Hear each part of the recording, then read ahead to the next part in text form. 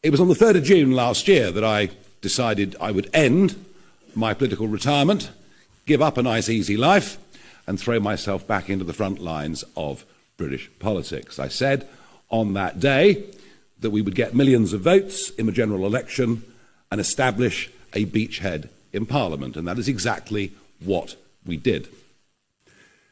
I have spent most of my time since July the 5th last year trying to build this party, professionalise this party, and everything was aimed at May the 1st. And around me today on this stage, you see the fruits of that labour from myself, Zia, and tens of thousands of activists out there in the country. What you see before you today is a new Member of Parliament for Runcorn, 2 mayors, and 9 of our 10 councils in which we have overall majority control. Reform is now in government in large swathes of England. What you see before you, whether you can yet believe it or not, is the second step of what is going to be the biggest political revolution this country has seen since the Labour Party overtook the Liberals over 100 years ago. And the big shout-out message, and it's very, very clear, is if you vote reform, you get reform. No longer will the argument be, well, we like reform, we like what they stand for, we like some of their people, but to vote for them would be a wasted vote. That is not the case anymore. In fact, in many ways, if you look at the map today, if you look at Scotland, you look at Wales, you look at the whole of the Red Wall, and many other parts of England, if you want a party to be the opposition party to this Labour government, then it's a Conservative vote that would be a wasted vote. It's a Conservative vote that actually would help keep Labour in power. And that is the absolutely fundamental shift of public perception that has happened after May the 1st. Over 40% of people who voted Conservative at the last election actually wanted to vote reform, but didn't do it because they thought it would be a wasted vote. And that has been completely and utterly destroyed as an argument. Now, of course, we have a lot to do now that we're in office, and there is a heavy burden of responsibility on the shoulders of many in this room. And our Doge unit has now been set up. You'll be hearing much more about that. We firmly established which flags we will and won't fly from Council Hall, something that is very popular with the public. And we are already beginning to discover excessive wastes of money in local government. But please don't judge us just yet.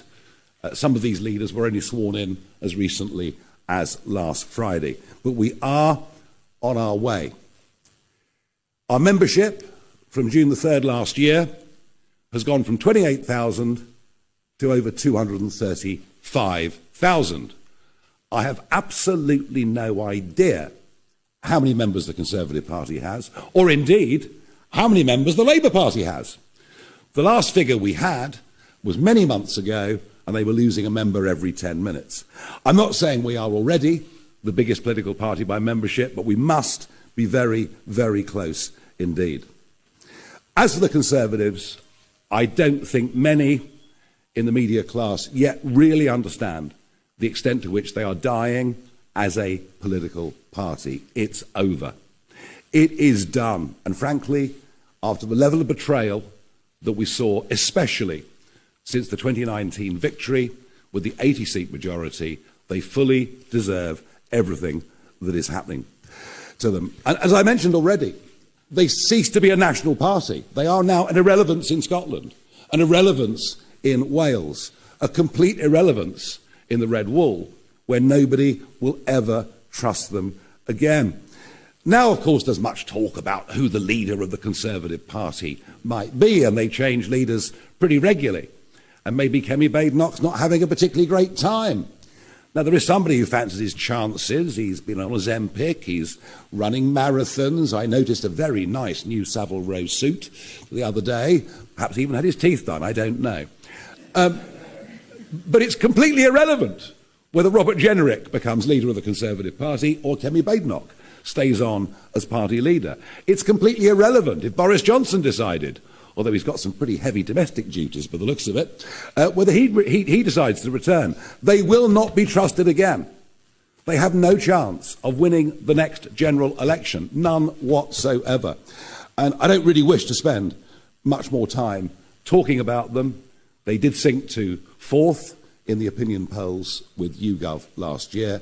It is over, it is done. They've had a good 200 years, it is now finished. But today I wanted to talk a bit more, really, about the Labour Party. Now, they, of course, right now are absolutely terrified of reform. And if you think the Conservatives had a bad day on May the 1st, arguably, Labour did even worse. We completely wiped them out in County Durham, in many other parts of the East Midlands and elsewhere. And now, I have to say, they've decided they'll turn their guns on me. And every PMQs now, we see an obscure backbench Labour MP get up and ask the Prime Minister a question. Is it true that the honourable member from Clacton is a complete rotter?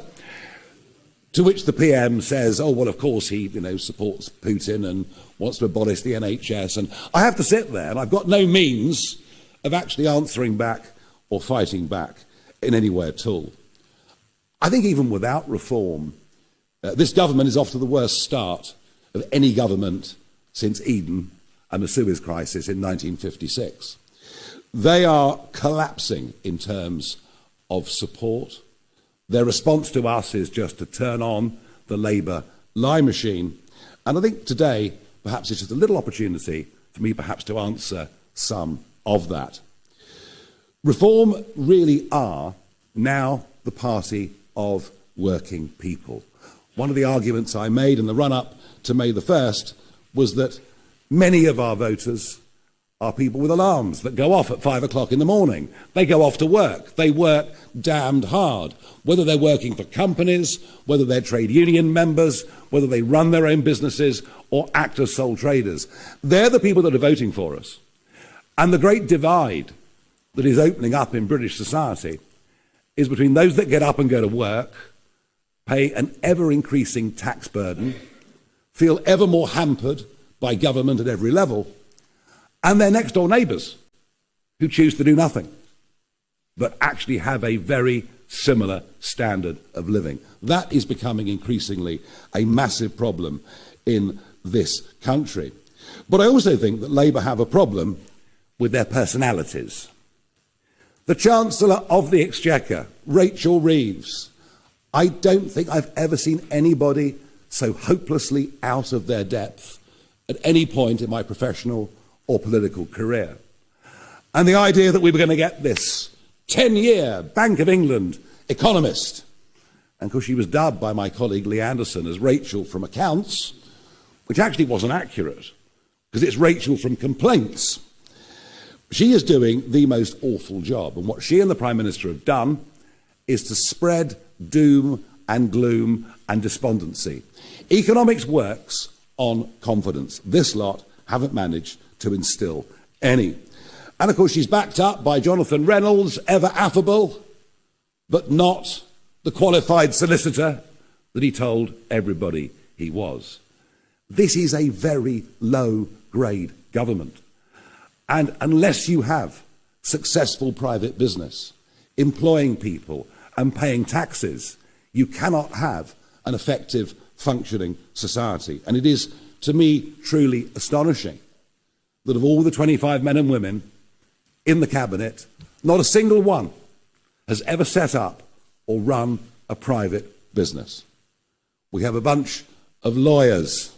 We have a bunch of people prepared to bow down to this concept of international law, but without the economic competency to run a country. And that is why we are genuinely going in the wrong direction. We are watching the de-industrialisation of Britain.